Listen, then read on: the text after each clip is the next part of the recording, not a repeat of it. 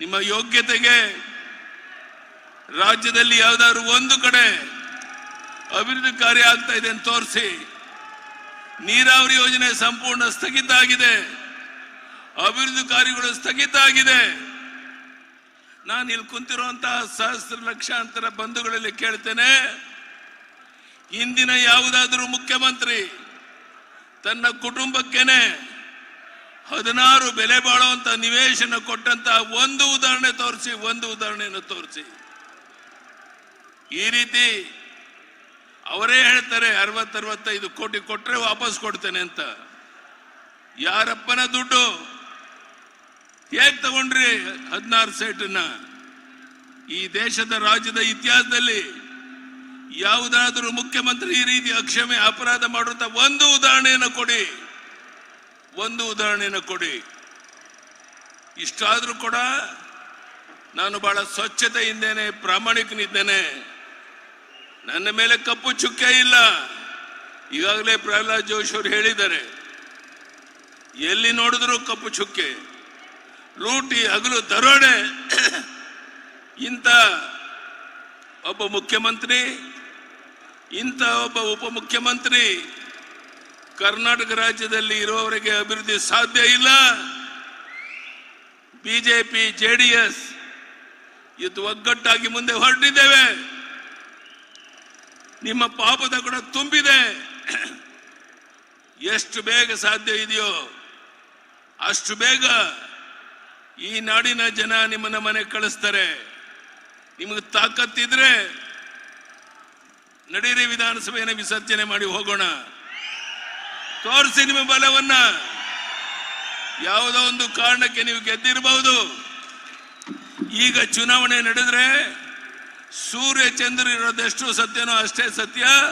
130-140 ಸೀಟನ್ನು ಗೆದ್ದು BJP JDS ಅಧಿಕಾರಕ್ಕೆ ಬರೋದು ನಿಶ್ಚಿತ, ನಿಶ್ಚಿತ, ನಿಶ್ಚಿತ. ನಿಮಗೆ ತಾಕತ್ತಿದೆಯಾ?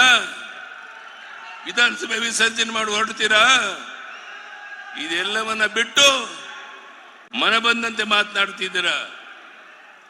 ಲೂಟಿ, ಹಗಲು ದರೋಡೆಯಲ್ಲಿ ನಿರತರಾಗಿದ್ದೀರಾ. ಈ ರಾಜ್ಯದಲ್ಲಿ ನೀರಾವರಿ ಯೋಜನೆಗಳು ಸಂಪೂರ್ಣ ಸ್ಥಗಿತ ಆಗಿದೆ. ರಾಜ್ಯದ ಯಾವುದೇ ಭಾಗದಲ್ಲಿ ಹೋದ್ರೂ ಸಹ 1 ಕಿಲೋಮೀಟರ್ ರಸ್ತೆ ಕೆಲಸ ನಡೀತಾ ಇಲ್ಲ. ಇಂಥ ಒಬ್ಬ ಭ್ರಷ್ಟ ಮುಖ್ಯಮಂತ್ರಿ, ಉಪಮುಖ್ಯಮಂತ್ರಿ ಕರ್ನಾಟಕ ರಾಜ್ಯದಲ್ಲಿ ಆಡಳಿತ ನಡೆಸ್ತಾ ಇರುವಂತಹದ್ದನ್ನ ಕ್ಷಮಿಸೋದಕ್ಕೆ ಸಾಧ್ಯ ಇಲ್ಲ. ನಾನು ಹೇಳ್ತೇನೆ, ಇದು ಕೇವಲ ಈ ಪಾದಯಾತ್ರೆ ಒಂದು ಐತಿಹಾಸಿಕ ಪಾದಯಾತ್ರೆ ಪ್ರಾರಂಭ ಆಗಿದೆ. ನಿಮ್ಮನ್ನ ಮನೆಗೆ ಕಳಿಸೋವರೆಗೂ ಇನ್ನು ಯಡಿಯೂರಪ್ಪನ ಕೈಕಾಲು ಗಟ್ಟಿ ಇದೆ. ನನಗೆ 82 ವರ್ಷ ಆಗಿರಬಹುದು.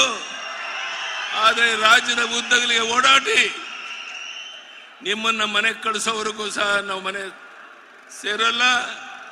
ಈ ರೀತಿ ಒಂದು ಭ್ರಷ್ಟಾಚಾರದಲ್ಲಿ ತೊಡಗಿರುವಂತಹ ಈ ಸರ್ಕಾರವನ್ನ ಕಿತ್ತೊಗಿಬೇಕು ಅಂತ ಹೇಳ್ತಾ, ಈ ಭ್ರಷ್ಟ ಮುಖ್ಯಮಂತ್ರಿ ಕಾಂಗ್ರೆಸ್ ಸರ್ಕಾರದ ದುರಾಡಳಿತ ವಿರುದ್ಧ ಏನು ಬೆಂಗಳೂರಿನಿಂದ ಮೈಸೂರಿಗೆ ಪಾದಯಾತ್ರೆ ನಡೀತಾ ಇದೆ, ಇದು ಕರ್ನಾಟಕ ರಾಜ್ಯದಲ್ಲಿ ಒಂದು ಐತಿಹಾಸಿಕ ಒಂದು ಕಾರ್ಯಕ್ರಮ.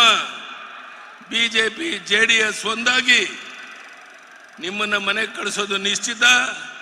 ಪ್ರಧಾನಿ ನರೇಂದ್ರ ಮೋದಿ ಅವರಿಗೆ ಟೀಕೆ ಮಾಡ್ತೀರಾ? ಇಡೀ ವಿಶ್ವವೇ ಹಾಡಿ ಹೊಗಳ್ತಾ ಇರುವಂತ ಈ ದೇಶದ ಪ್ರಧಾನಿ ನರೇಂದ್ರ ಮೋದಿಜಿಯವರ ಬಗ್ಗೆನೂ ಹಗುರವಾಗಿ ಮಾತನಾಡುವಂತ ನೀವು, ನಿಮಗೆ ಶೋಭೆ ತರೋದಿಲ್ಲ.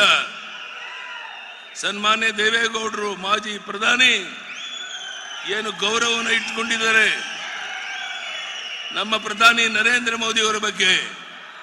ದೇವೇಗೌಡರು ಈ ವಯಸ್ಸಿನಲ್ಲೂ ಸಹ ಲೋಕಸಭೆಯಲ್ಲಿ ನಿಂತು ಮಾತನಾಡುವ ಒಂದೊಂದು ಮಾತು ಇಡೀ ದೇಶದ ಜನರ ಗಮನ ಸೆಳೀತಾ ಇದೆ.